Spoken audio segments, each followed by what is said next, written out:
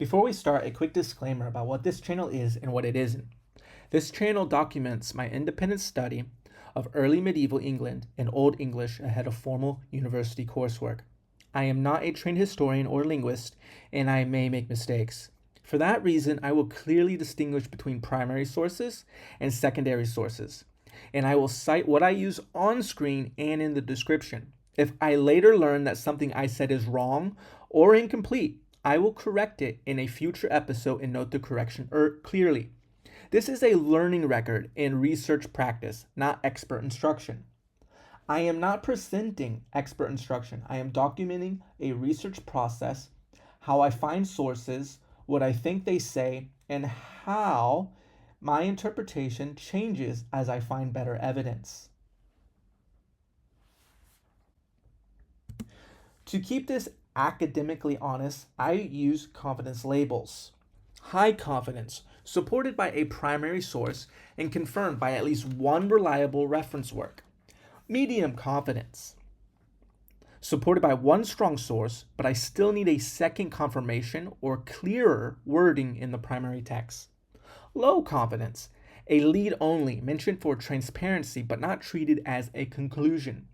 The key point: high confidence means I can point to a clear primary passage plus reputable support tools. Low confidence means I'm sharing it only as a lead. I also label evidence by time and scope.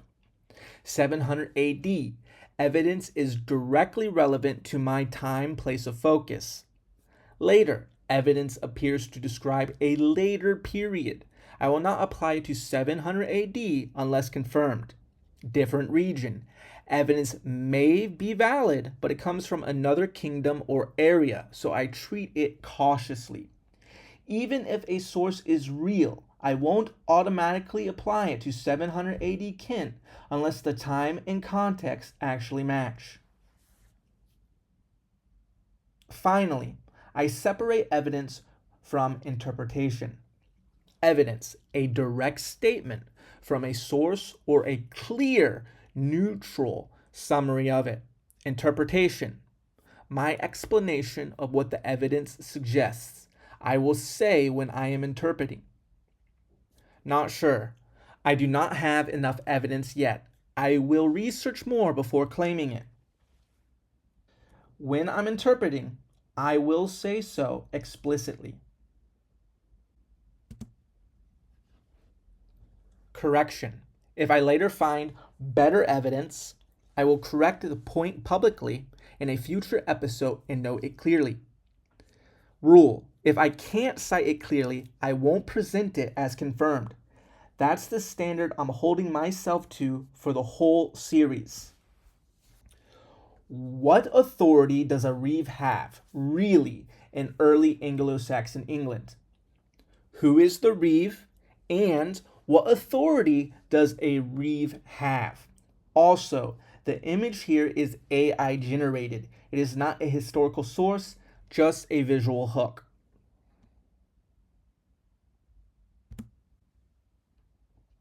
To research an office like Reeve, I start by confirming the Old English term and spelling variants. Old English term glossed as Reeve is Gerefa. Recorded spelling variants include Gerefa and Groeva. I use these spellings mainly as search keys to find where the term appears in primary texts.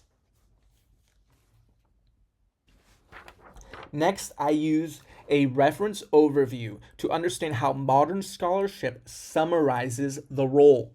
PASE describes a Reeve as an administrative agent serving a king or lord. PASE also notes a Latin label, sometimes used, pronounced prepositus. I treat that as a search key, not proof that every context uses the same Latin term. Before the law text, a quick note about manuscript references. Folio, a leaf in a manuscript. Each leaf has two sides. R, recto, front side of the leaf. V, verso, backside of the leaf. Order, R comes before V. When I cite 6R and 6V, I'm repeating the additions labeling so someone else can trace the same location. Now I show where the term appears in scope, primary text tied to 695 AD. The Law of Whitred, 695 AD, Clause 11. Whitred's Code, 695 AD, Clause 17. This is an example of a lead that I'm tracking, but labeling cautiously. Gerefa, date not stated, Clause 22.1. Because the date is unclear here, I'm not treating it as in-scope proof for 700 AD, only as a possible support text. These are later law codes, useful for comparison but not evidence for 700 AD. Athelstan's Greatly Code, 926 to 930 AD, folio 36V, third paragraph. Athelred's Woodstock Code, 997 AD, folio 47R, end of section. Claim 1 is from the Law of Whitred, dated 695 AD, where the term appears. I'm not going to read the expert where the Reeve term is relevant because my Old English ability is non-existent. Now I'll read my translation of the same excerpt. A free man may clear himself with the help of his headman on oath. If a person charges the bishop's servant or the king's servant with an offense, he may clear himself in the presence of the Reeve. Either let the Reeve clear him or give him to be flogged. For translation support, I use lexical tools like the Thesaurus of Old English and the Old English Aerobics Glossary, in addition to the edition text. Here is my interpretation, clearly marked as theory, not fact beyond the text. This passage outlines the legal process for clearing oneself of an accusation with the involvement of the headman and Reeve. It reinforces the authority of the Reeve in legal matters. What I take from this passage is that the Reeve is tied to formal legal procedure, especially the clearing process and what follows from it. Claim 2 uses another edition page for Whitred's Code, still tied to 695 AD, and the same core idea appears again. Now the translation. If a person charges the bishop's servant or the king's servant with an offense, he may clear himself in the presence of the Reeve. Either let the Reeve clear him or give him to be flogged. The key is that the Reeve appears as part of the procedure again, linking the office to legal outcomes. My interpretation here is cautious. I'm describing what the text supports. This provides context for the role of the Reeve in administering justice as someone who could decide between clearing a person of charges or allowing for corporal punishment. I am not claiming the Reeve is the highest authority, only that this passage places the Reeve inside a legal administrative process. Claim 3 comes from a text labeled Gerefa on early English laws. The date is not stated, so this is lower confidence on dating, but still potentially useful for understanding expectations tied to the office. Now the translation. Both judges and Reeves must know the Lord's land rights and the rights of the people according to the customs of old times. Even with uncertain dating, the passage is useful because it frames the Reeve as requiring legal competence, especially in rights and customary law language. My interpretation. This can help reinforce the idea that the Reeve was responsible for understanding and upholding legal norms in a local context, particularly land rights, in addition to other administrative duties. Because the date is unclear, I'm treating this as supporting context, not as the foundation of my 700 AD conclusion. Quick review of Claim 1. Translation.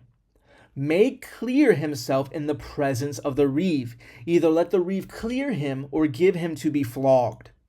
Theory.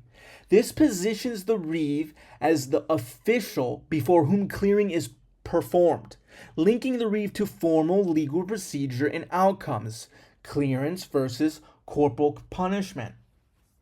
Claim 2. Translation. If a person charges the bishop's servant or the king's servant with an offense, he may clear himself in the presence of the Reeve. Theory. This reinforces the Reeve as a local legal official who administers or oversees the clearing procedure and authorizes the formal outcome, clearing versus flogging, under the law. The key point, Claim 2 reinforces the same procedural role for the Reeve. Claim 3. Translation. Both judges and Reeves must know the Lord's land rights and the rights of the people according to the customs of old times. Theory. This suggests the Reeve's role depends on legal competence and customary rights, implying an administrative legal function informed by tradition. Again, useful context but undated, so I keep the confidence label explicit. Now I'll summarize what the three claims support. Claim 1 and 2, the Reeve is present for formal clearing and the decision between clearance versus punishment. Claim 3, Reeves are expected to know the land rights and the people's rights under customary law. Overall, together, these support the Reeve as a local legal authority with procedural and administrative responsibilities. Important, this is a working conclusion based on what I found so far. I'll revise it if stronger evidence appears. In the next episode, I will go deeper into Whitred's law text itself. Deeper reading of Whitred's law focused on the Reeve's duties and authority. What actions require the Reeve's presence and decision? What we'll look for: nuances and variations in the Reeve's role across clauses, key terms and procedure language. I'll be looking for exact wording that clarifies what the Reeve does and what legal steps require the Reeve's involvement. Goal: define the Reeve's legal authority as precisely as the text allows. Compare with related early legal materials to situate the office. The goal is precision. Define the Reeve's legal authority only as far as the text supports, then compare carefully with related early legal material. These are the main sources and tools I used for this episode. Kent Archaeological Society Law of Whitred, Early English Laws, Whitred's Code and Gerefa, Thesaurus of Old English, University of Glasgow, the Old English Aerobics Glossary, Peter S. Baker. Full links and access dates are also preserved in the slide citations and video description. Method and confidence notes. Claims 1 and 2, higher confidence, same manuscript and clear dating. Claim 3, lower confidence on date, date not stated, and any out-of-scope items saved for later videos. If you notice a stronger addition, better dating, or a better reading of a clause, I want that feedback, because the point of this channel is improving the research, not pretending certainty. If you have credible sources I should consult next, leave them in the comments. And thanks for watching.